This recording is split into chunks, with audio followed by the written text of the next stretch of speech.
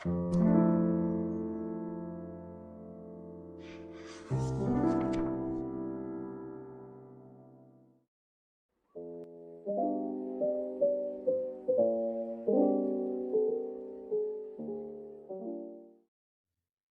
2. The Murder in the Abandoned Village of Furuoka. Upon returning to the geology room after returning from the preview, Satoshi spoke. Irisa Fuyumi is pretty well known, you know? Really? So does she have 3 different faces on her head or something like that? Well, I don't know about that, but I wouldn't be surprised if she did. I've mentioned this before, but Irisa belongs to one of the clans that rival the 4 exponential clans. The exponential clans refer to the Jumonjis, Sarasuberis, Chitandas, and Maninbashis, seemingly 4 of the most prominent old families in Kamiyama City. By the way, this rather weird term for them seems to have been coined by Satoshi himself, as I've only heard Satoshi use it. Satoshi pointed to the streets outside the window. The Irises run the Rengo Hospital over there. The building that Satoshi was pointed at seemed to be the Rengo Hospital, alright. It's a private general hospital with facilities on par with those run by the Japanese Red Cross. As it's only a 5-minute walk from Kamiyama High School, any students that get injured or sick would end up visiting them. I see, so that's why Irise Fuyumi is famous. Though I was starting to be convinced, Satoshi didn't stop there. But that's not the only thing Irise Fuyumi is famous for. She has another nickname. Really? So, how about it, Hotaro? Wanna guess what it is? While I have no intention of attending a game show, I decided to think about it upon being asked. If it's Satoshi that's asking such a question, then Ibara-style nicknames like Iri-chan would be out of the question. Since she has that ice-cold aura of grace about her, something that would make her classmates shiver, then... Teresa. Satoshi smiled broadly. Amazing! You're actually very close. It's the Empress, to be precise.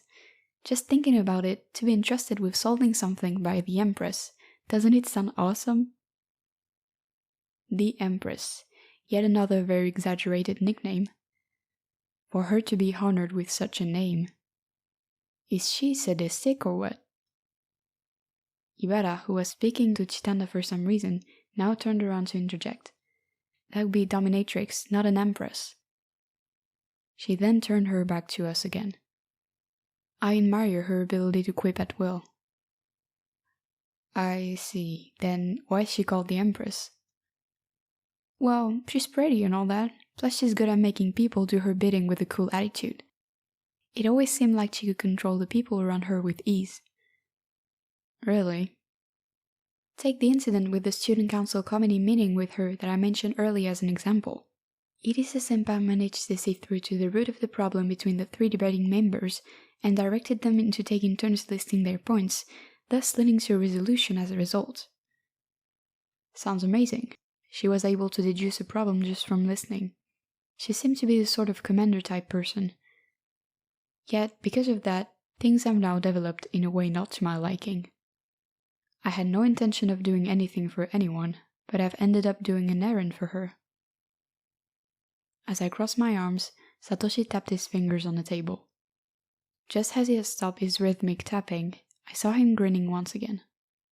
Besides what? Since we're talking about the Empress and all that stuff, how about we assign a symbol for ourselves as well? A symbol? For a short while, I was led on by Satoshi. Before long, he continued.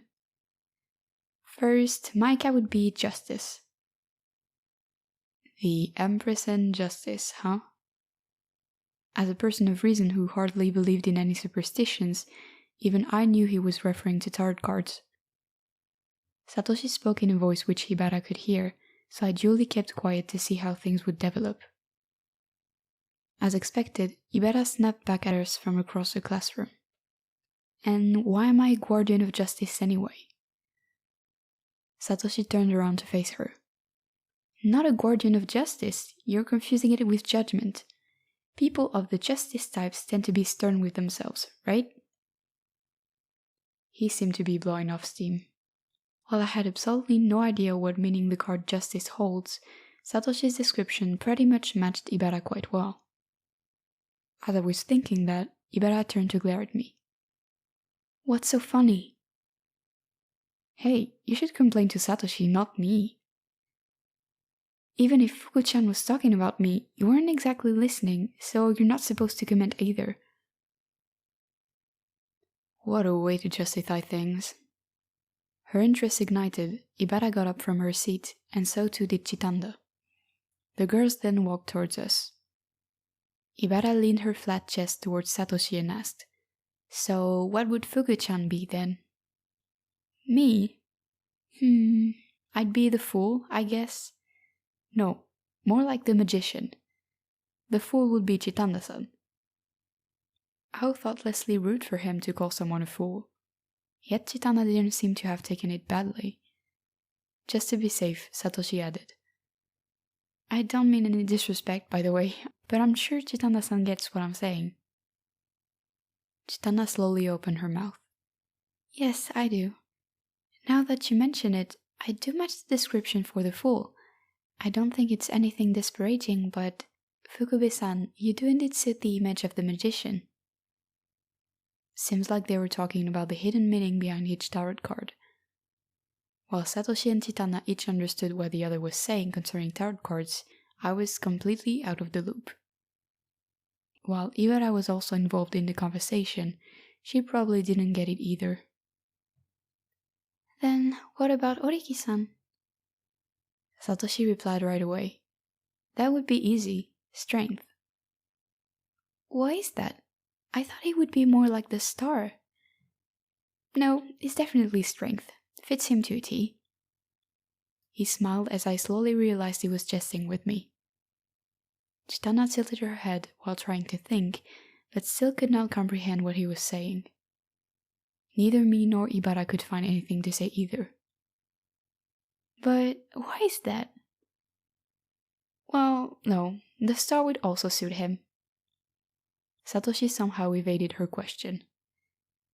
Chitanda now tilted her head from left to right, but fortunately she didn't go, "I'm really curious about it," this time. I leaned further back in my chair as I frowned. It's not like you're complimenting me anyway." "Oh no, that's not the case at all." He smiled briefly again. An annoying fella he was. The subject then moved on to something else.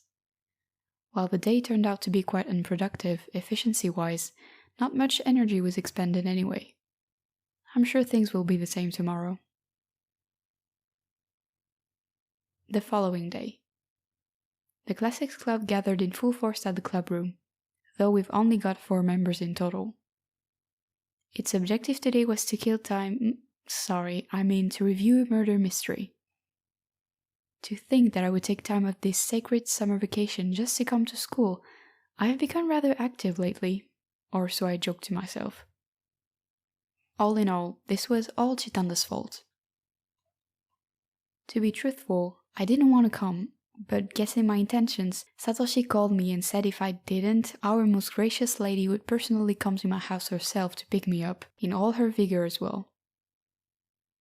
For some reason, Chitanda seemed pretty pleased as she grinned, which was in contrast to me sighing beside her. On the other hand, Satoshi and Ibara began discussing today's agenda. "Guess we would have to visit the scene of crime after all." "But that's all away in Furuoka town. Are we seriously going there? Though it's approachable by bus, it's still quite a long train ride away." "A detective does not do his work on foot, huh? That said, it's only 20 kilometers from here. Should be just right if we go by bike." Rather than working on foot, this feels more like a standard police field investigation than detective work.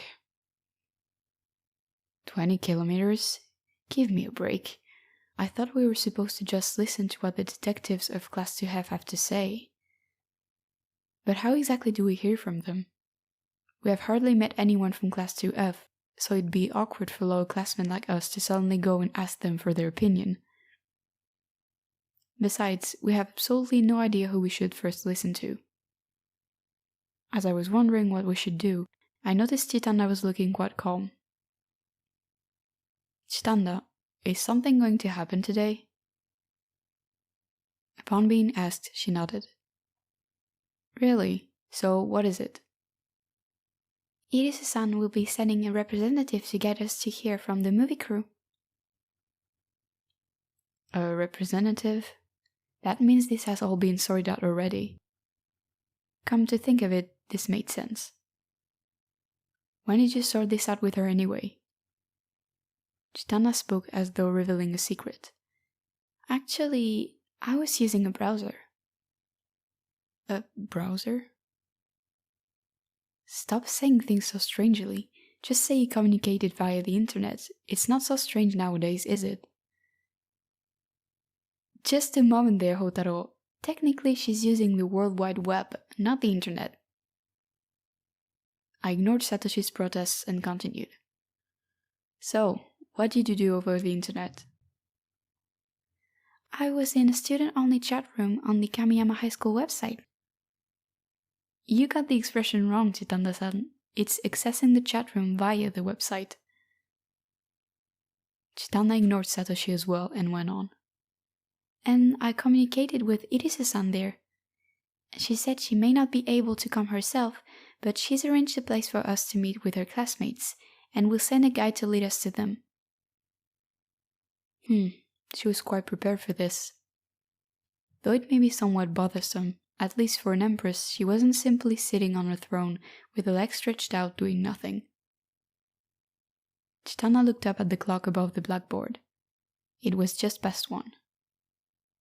It is almost near the appointed time. She should be there any moment now.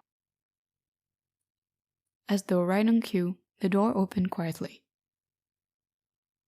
The person that entered the geology room was a girl who was shorter than Chitanda but taller than Ibara. In other words, she was of average height. Overall, she was of small stature. If there was anything special about her appearance, it would be her short hair, which reached to the back of her neck. While I'm no expert in fashion, at least I knew such a mature hairdo was quite rare for girls her age. Coupled with her thin lips, she gave me the impression of a polite person. Upon entering, she gave us a deep bow. Is this the Classics Club room? Chitana replied right away. Yes, it is. Are you from Class 2F? Yes, my name is Iba Kurako. Pleased to meet you. She bowed courteously once again, and deeply as well, despite the fact that we were her underclassmen. The girl called Eba then raised her head up to look at us and spoke in a business-like manner. Today I have been entrusted by Irisu to guide you to meet a member of a class project's filming division. Shall I lead the way if you're ready? It's not like we have anything to prepare anyway. I stood up to indicate I could leave right away, and the others did the same. Eba nodded and said, Then let us go. We duly left the geology room at her words. While we were merely going to listen to people's opinions, I just had a bad feeling about this, as though we were merely going along with the flow. The sound of the brass band blowing their instruments was heard on the corridor. As I was wondering why that melody sounded so familiar, I realized it was the theme song for Lupin Free. Humming along with the tune, Satoshi approached my side as though amplifying the music and said to me, She's like a butler, isn't she? Was he talking about Eba? Thinking about it, she sure did match the description. The music faded a bit as we descended down the stairs. Eba then stopped and turned to face us. Feel free to ask any questions you'd like. Speaking in a casual tone, Ibara was the first to ask the first question that came to her mind. Who will we be speaking to today? His name is Nakajo Jr. I looked at Satoshi to ask whether he knew this guy, to which he shook his head. Didn't sound like someone famous, I guess. What does he do? He's the assistant director of the filming division, so he's most familiar with the scenes that have been shot. Chitanda then asked, When you say filming division, does that mean there are other divisions involved in making the movie as well? Eba nodded. The project is split between 3 divisions. The filming division was the one that went to Narakubo to film on location. The other 2 divisions are the props division and the marketing division. Then the actors would come from the filming division, as it's the biggest division with 12 people in total. This is followed by 7 from the props division and 5 in the marketing division. That's quite a lot of people. To be honest, I was in awe of them. Chitana then asked a natural question. What about you, Eba-senpai? As with before, Eba answered without delay. I was not a member of the project, as I wasn't particularly interested in it. I grinned, as that was my preferred type of answer as well. We then came to the connecting corridor linking the special block with the general block. As its name suggests, the general block contains regular classrooms. There was less activity related to the Kamiyama High School Cultural Festival on this side. Unlike the special block, there were more empty classrooms. Ebe stopped right in front of one of those seemingly empty classrooms. Looking up at the plate, it indicated the classroom for 2C. But Irisu should be from 2F. Upon seeing our faces, Eba explained. It would be better to discuss in a quieter classroom, as I was told. As Class 2C have no exhibition whatsoever, no one will disturb you during your discussions. She then opened the door. It was a typical classroom. Symbolized by the usual desks, chairs, teaching podium, and blackboard, there was nothing else. Sitting at the front of the room was a guy with his arms crossed. He seemed to be of the muscular type, with his hulky arms. He also had thick eyebrows and a stubbly chin, though it did seem like he had shaved somewhat. This should be the assistant director, Nakajo Jr. Upon seeing us, he stood up with composure and spoke with an unnecessarily loud voice. So, you're the guys who are familiar with the mystery? So he said. I felt tempted to reply that we were not exactly familiar with anything, as I wasn't particularly interested in making fun of people. As we kept silent, Eba spoke on our behalf. Yes, these are the capable people that Irisu managed to find, so do be respectful. She then turned towards us and introduced Nakajo. This is Nakajo Jr. Nakajo lifted his chin upwards. It seemed he was greeting us. Chitana stepped forward to introduce herself. I'm Chitana Eru of the Classics Club. She then introduced us one by one, with me the last one being named. Eba led us to sit opposite of Nakajo. As we all took our seats, Eba said, I shall be taking my leave. I leave the matter in your hands now. And left the classroom. She's not staying behind? So she really was playing the role of Irisu's butler. Being left behind, we now faced Nakajo. Let's start this then. Nakajo crossed his arms as he slowly began. Sorry to get you involved in all this. As this is a project started out of interest, it would be a pity if we couldn't finish it. So we had to ask for some help. I see. Out of interest, huh? I'm sure you've heard everything from Irisu. Everything is as she said. Pretty straightforward fella. Before, I was a bit worried about how a senior would take an underclassman criticizing his theories, but seeing how Eba and Nakajo have conducted themselves, they're hardly bothersome to handle.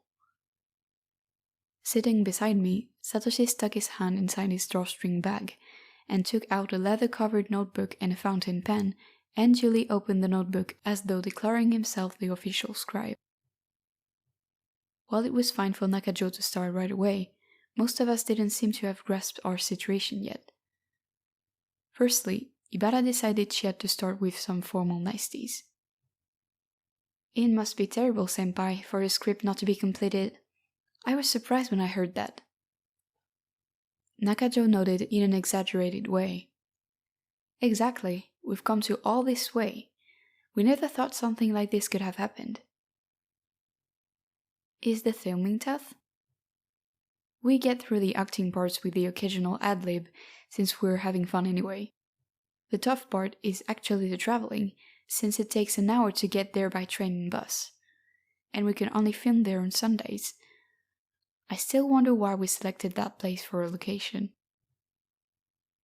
I noticed Ibara squinting her eyes. So why did you? The location. Well, someone suggested that the place was interesting to go have a look. It's true that we've shot some amazing scenery there that we won't find anywhere else, and that's good and all, but I still think it's too far. So Irisu was right when she said she wasn't involved in the planning stages of the movie. If I had to vote on whether to head to a place where a round trip takes 2 hours, I'd definitely oppose it. Probably realizing we were getting nowhere near the main topic, Satoshi lifted his gaze from his notebook and asked, I heard the Narakubo area is an abandoned village. Is it reachable by bus? Well, we traveled via minibus. It's a chartered bus rented from a hotel where a relative of mine works. So the place isn't restricted to outsiders? We had to pull some strings in order to get in, as the place is still run by the mining company. We had people who knew someone from the company, though all he did was ask if we could enter the premises. You could only go there on Sundays? Well, while Narakubo is an abandoned village, the mining facilities are still operating. The noise generated by the mining would just get in the way of shooting.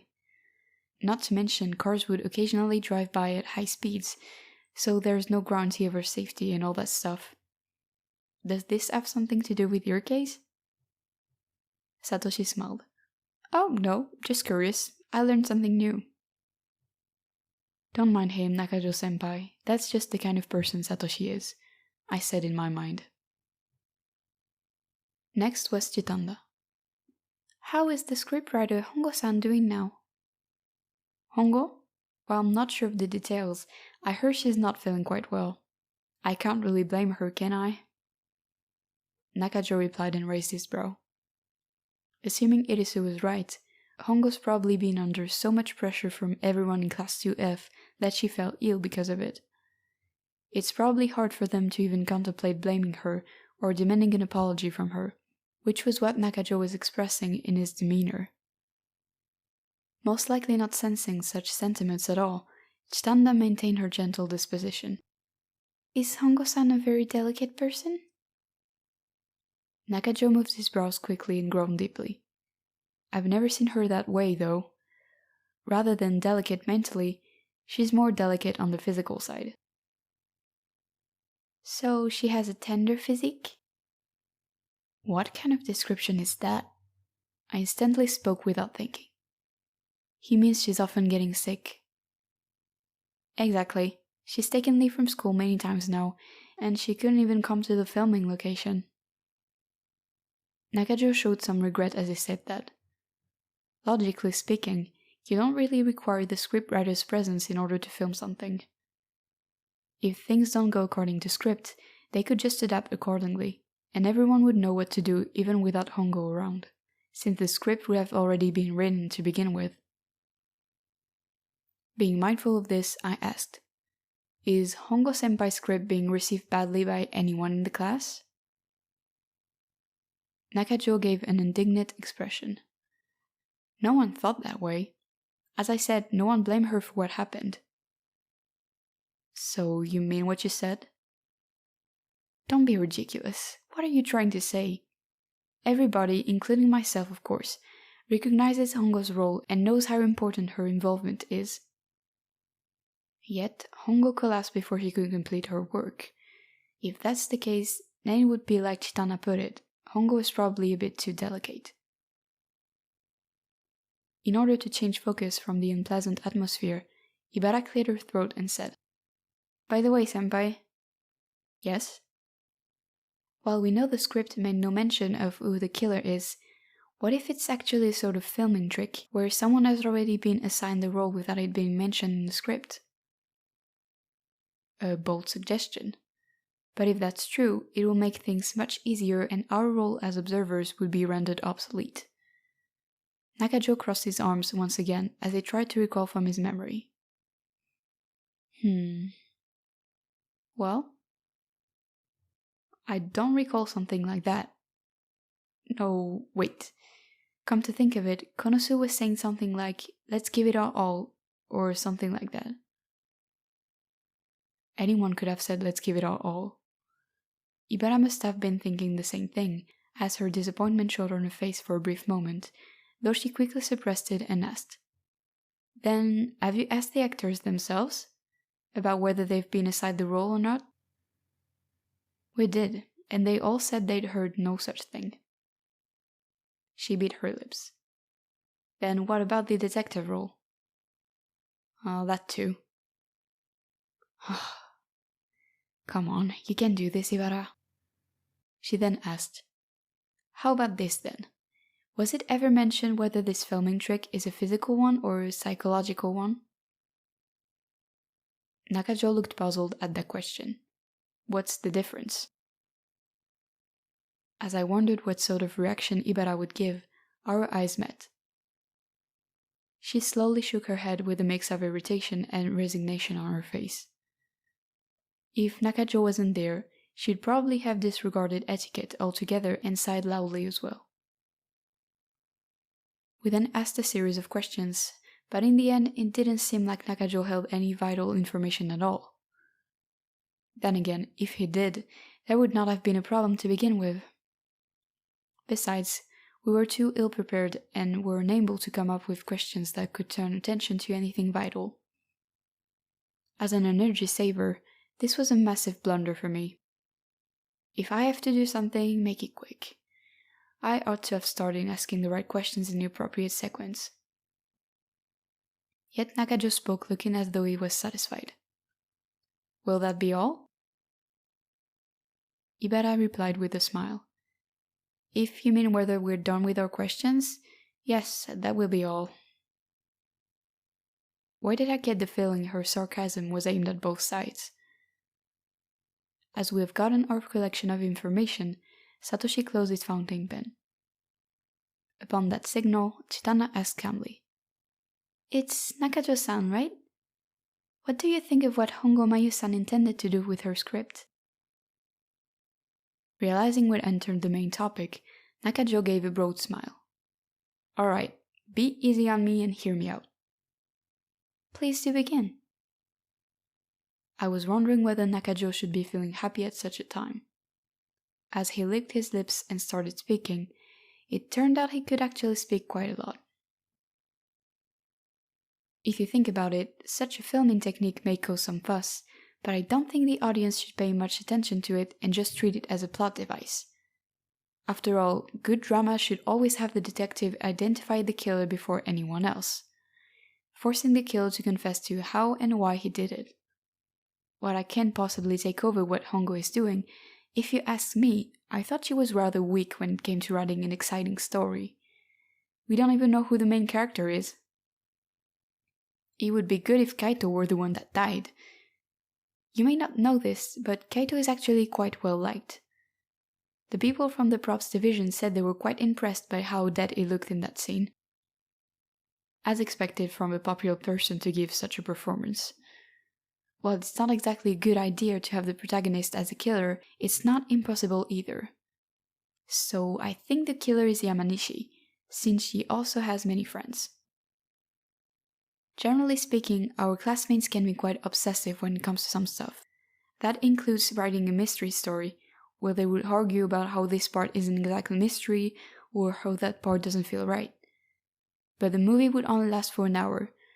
If they were to include every aspect of mystery fiction in it, we wouldn't be able to film them all in time. I'm sure you've all noticed, you could hardly see any clear details on such a small screen. So I think this is more of a drama story. We could still stick with the title of The Murder in the Abandoned Village of Furuoka or something like that, just to entice the audience to come watch it. I'm sure that's what Hongo would think as well. How should I say this? I was in a daze for half of the time Nakajo was speaking. I'm not that much of a fan of detective fiction. I would usually buy paperback novels to read in my spare time, and there would be the occasional mystery genre amongst them, but that's about it. Besides, I find something strange about Nakajo declaring that the audience wouldn't care about such filming techniques. But thinking about it a bit more, just what sort of person would be coming to watch a movie produced by Class 2F? There would probably be people from the Detective Fiction Studies Club, no doubt, but how many of these people would have read detective fiction? This wasn't some baseless speculation, as there was once this silly questionnaire run by the Kamihai Monthly which investigated the literacy of Kamihai students. Recalling how Satoshi was reading enthusiastically about it, I remember that the findings said that about 40% of the students have read at least one novel. And of those 40%, how many of them would have read detective fiction to know how to notice such a film intrigue to begin with? Thinking along such lines, Nakajo's theory may have some foundation after all. Crossing his legs as well as his arms, Nakajo continued. Yet, it just doesn't feel exciting not to show how the killer had killed Kaito. And to think Irisu went out of her way to make this request of you guys. Since you guys are interested in mystery and all that, right? No offense, guys, but I think I found a way to spice up the movie myself. Like I said, you've got it all wrong. We're the Classics Club, not the Detective Fiction Studies Club. Anyway, if we end up not being able to solve this, then it would clear up the misunderstanding. Nakajo started to become more passionate in his speech. The script contained a vital element, a sealed room. Kaito died in a room with no other exits present. So the problem would be, how did the killer kill him? The answer is simple. The killer entered through the only entrance available to him. Raising her brow, Ibara asked, "How?" Nakajo laughed. "Don't be so tense. He came in through the window, of course." The window. I recalled the movie we saw yesterday. Only fragments of the movie still remained in my head. Though the scene which Nakajo mentioned was dramatic in itself, I couldn't even recall the layout of the scene of the crime. Left with no other choice, I spoke. "Satoshi, give me the map." Looking delighted, he saluted. "Yes, sir. Hang on just a moment." And stuck his hand into his drawstring bag to take out a piece of paper, a rough drawing of the theater map. Based on the story, Kaito would have died in the right stage area. The other characters would have entered via the corridor on the right-hand side. I also remember someone running back to get the other master key to open the door. So from the perspective of the people in the right corridor, the right stage was a sealed room. Afterwards, Katsura tried to enter the left stage via the back stage, believing that the right stage was accessible from the left corridor via that way. Yet he found the way was boarded shut, if I remember correctly. To begin with, it was strange for Nakajo to call this a sealed room. It cannot be a sealed room in the purest sense, as no one can enter or exit a sealed room to do any killing. While it was hard to see from the movie visual, things become clearer with the map. Was there not another exit besides the window? I pointed to the door leading to the main hall and asked, "What about this entrance?" Nakajo quickly replied, "Can be opened." The door's tightly bolted with nails, so I don't think there's anything there." I was dumbfounded. I then noticed Ibara looking distasteful. Perhaps she was showing that expression to me. Hey, it's not my fault that no one told me anything about that entrance. Irisu promised yesterday that Hongo's script would give the audience a fair chance at solving the mystery. Yet, if I recall, the filming division was probably not informed about the filming of any vital clues. So they weren't told anything. As I felt exhausted, Satoshi smiled while promptly putting a cross over the entrance leading to the hall. Anyway, with the hall entrance out of the question, that leaves just 4 exits to the sealed room. The doors and windows of the right stage and left stage. The doors for both rooms are blocked, so that leaves the windows. When you said window, Which one were you referring to? Nakajo snorted at Ibara's question. This one, of course. The right stage window, right? But why is that? It's a no-brainer, since the left stage window is blocked by a costume cabinet. So that's why. Satoshi continued to smile as he crossed out the left stage window as well. It's a waste of effort for us to continue at this pace. As an energy saver, I dislike such meaningless waste of so much effort, so I put together everything and asked, Senpai, there are too many unclear factors from the movie itself. Of course, this may have something to do with the quality of the screen itself, so could you please tell us if there are other rooms besides the two which we've discussed which are also inaccessible? It doesn't matter if they're sealed rooms or not. That's so... let me think. Nakajo began to think a bit upon being asked. Ah, yes. The inner control room on the left corridor could not be entered as the doorknob was broken and we couldn't insert the key.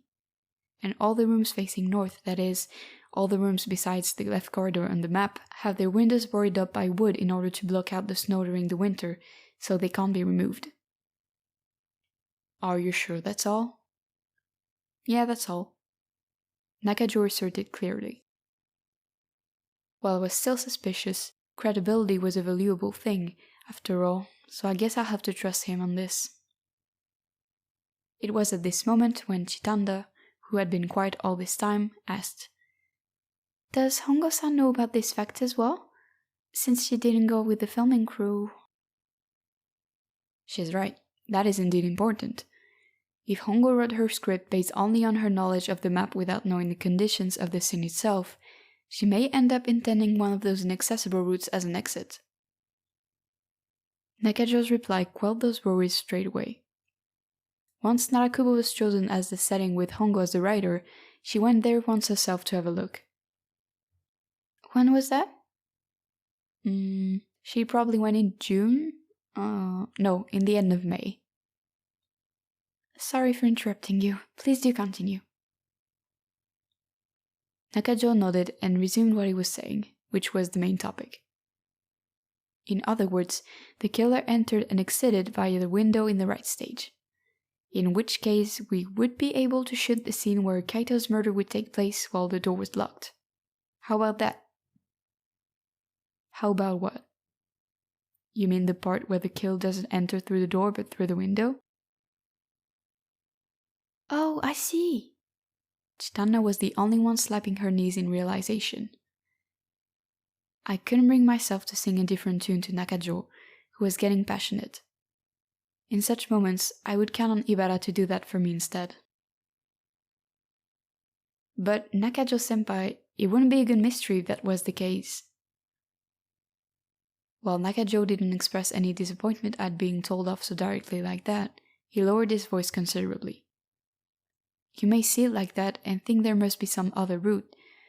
Besides, yes, you guys probably don't know Hongo well. She's not exactly a pro in mystery stories, so she may be employing some other wondrous technique instead. Saying we don't really know Hongo was hardly a convincing way to persuade us. I was intending to just keep quiet and see what he had to say, but I couldn't help but be driven by the mood and said, So, senpai, is it possible to identify the killer then? Identify? If Hongo-senpai were employing such a technique, is it possible to deduce who the killer is? Nakajo didn't seem prepared for such a question, as he crossed his arms and went into thinking. Feeling emboldened, Ibara went for the kill. Besides, after the scene where everyone else entered the scene of crime, didn't the camera show the window as well? Yeah.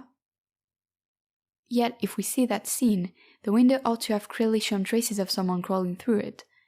Based on your theory, this would be impossible. Outside the window of the scene of crime. Now I remember, there was a scene showing a thick layer of wild grass right up to a person's height outside the window. I see.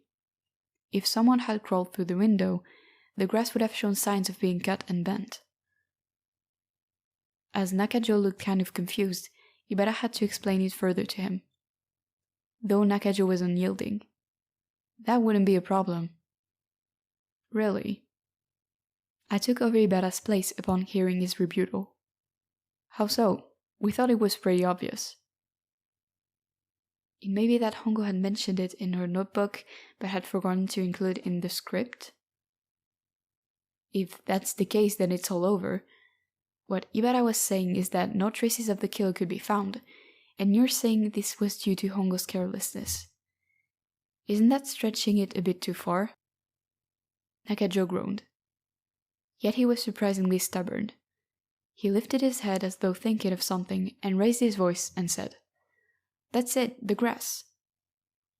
What about the grass? With his confidence back, he spoke with bluster. When you said the window could not be used, it was because the grass outside showed no traces of being cut or twisted, right? Ibara nodded cautiously. Then you must have been mistaken. As I said before, Hongo went to Narakubu in May. The grass was probably not yet fully grown then, so Hongo must have intended for the window to be usable when she saw it. Oh, Satoshi could be heard exclaiming in wonder.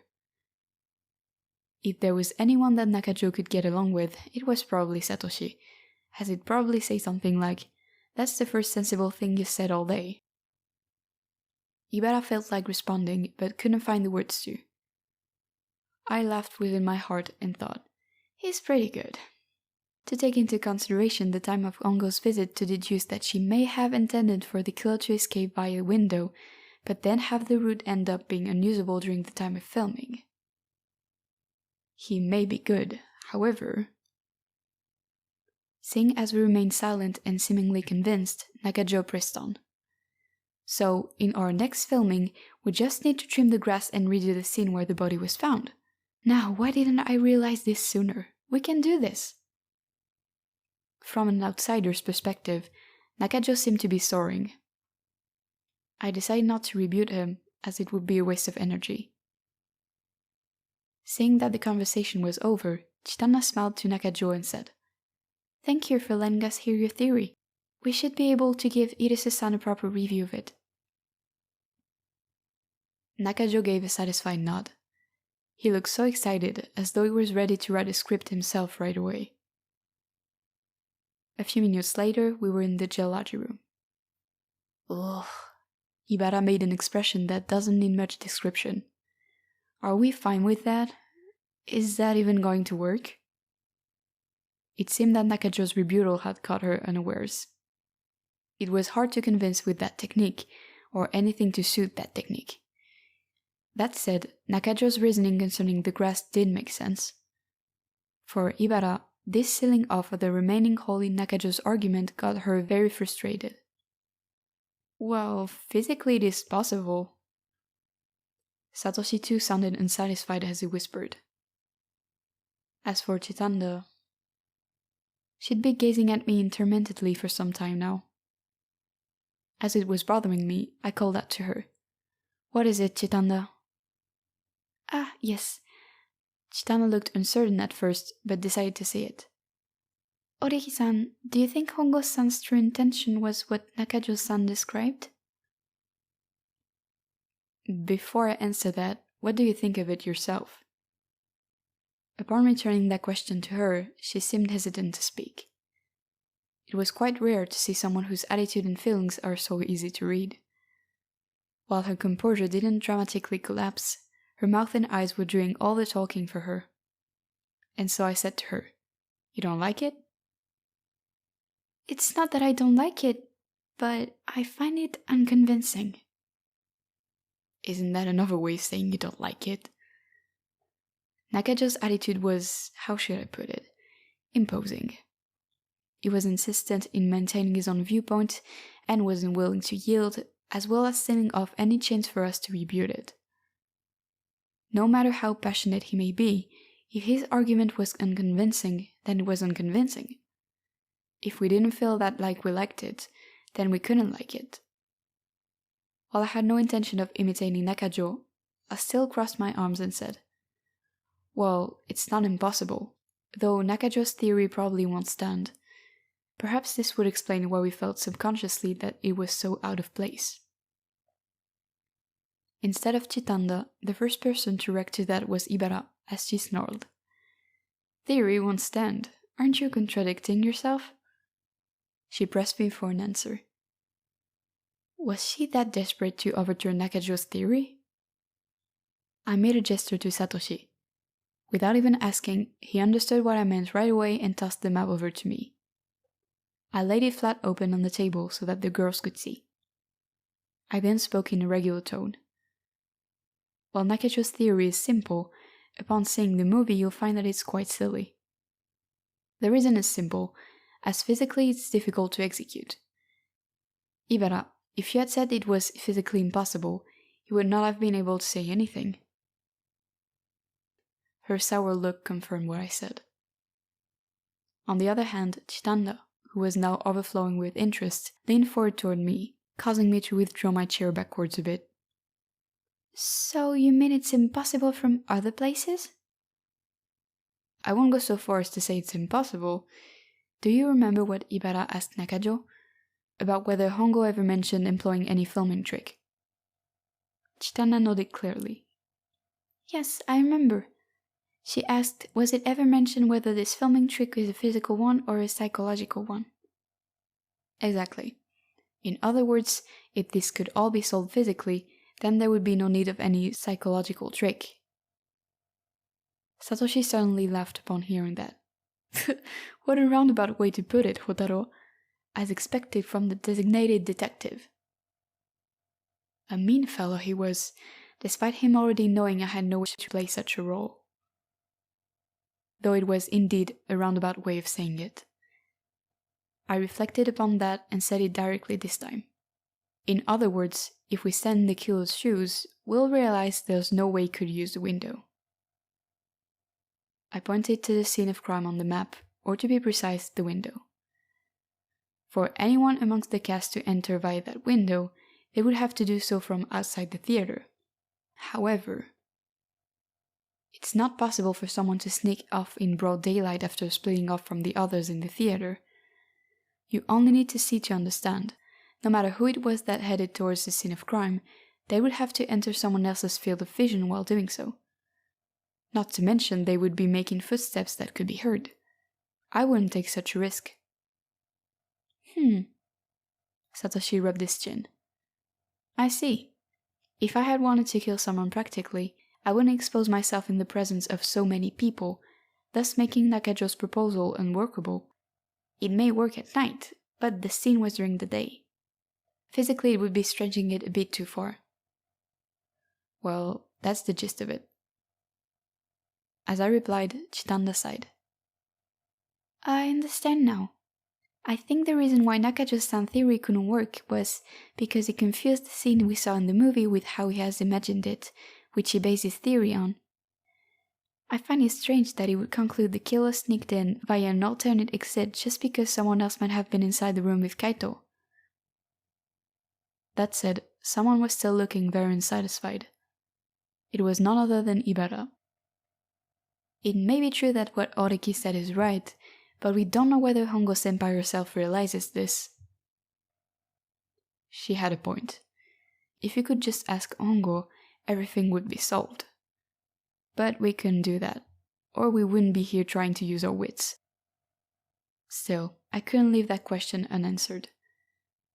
We have no way of knowing how much Hongo knows, but we could figure it out indirectly. It was at this moment a guest arrived at the geology room. It was our guide Ebba, who stood just outside the door with no intention of entering. So, what is your conclusion? Satoshi answered with a sarcastic smile. We came up with something. In other words, we have decided to reject Nakajo's senpai proposal. While Ebba muttered, I see, without looking too bothered, Chitanda bowed her head deeply. We're sorry. Don't be, it wasn't your fault. Then I shall lead you to meet the second person tomorrow. Tomorrow?